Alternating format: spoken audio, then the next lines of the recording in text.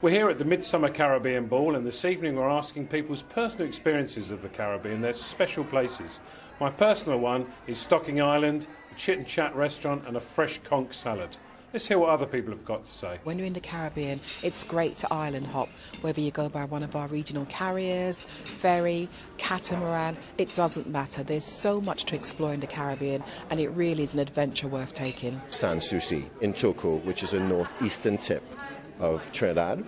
My family has a property there, and on that tip is where the Caribbean Sea meets the Atlantic Ocean. The Tobago Keys, beautiful beaches, kind of Robinson Crusoe style, get away from it all. In a beautiful little bar in Bequia, just sat on the sand, no nonsense, no flashiness, just a really nice local beer, enjoying the sunshine. Almost any little rum shop on Barbados is incredible. You know, it doesn't have to be fancy. You can be driving around the island, stop almost any place, meet the nicest people. It's real hospitality. There's nothing like it. A fairly new restaurant, Chin Chin's, just down the coast from us. That's where a lot of our guests have been going to. It's like a big glass box sitting over the beach. Fantastic food there. Any of the cricket grounds. My first trip to the Caribbean was to watch a cricket match in Barbados, and I just love the enthusiasm, the noise, and I'm a passionate cricket fan. In the Grenadines, I would go to the Cotton House. You just switch off from the world. It's the Caribbean of 20 years ago. Unspoiled, and that in fact the whole Grenadines goes that way, and that's what I like about it. It's in the south coast of Jamaica. YS Falls is a little bit off the beaten path and not so well known, and when you go there you basically have the place to yourself, and it's beautiful. It's by the Black River near Treasure Beach. It would be in St Lucia, hanging out in Anse-Lorraine, which is a small fishing village that has this fabulous Friday night. They call it the Friday night fish fry. It's very relaxed, very local, but it's got tourists, chilled. Small boutique hotel in St. Lucia, overlooking the Pitons, just lying there on my hammock, plunge pool on the side, and my chairman's rum in my hand. I would enjoy a sunset cocktail at Sandbar at Sandy Ground, a beautiful little old historic area of Anguilla where the yachties come in as well. Carriel in the Berry Islands in the Bahamas.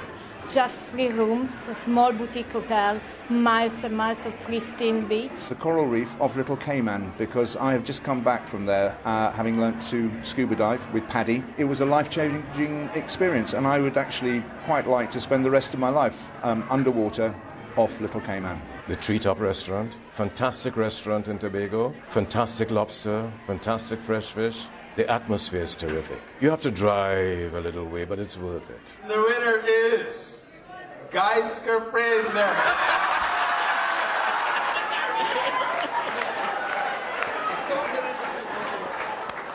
I feel so at home in Barbados. That's where my roots are. That's where I just feel myself, and I want to head straight to somewhere where I can just feel completely relaxed. And it normally is Miami Beach, because it's just serene. The water's clear blue, the sand is white. To Jamaica, the Hellshire Beach. The swimming, the fried fish, the sand on the beach, the sunset on Hellshire Beach is unparalleled. Turtle Beach in Tobago.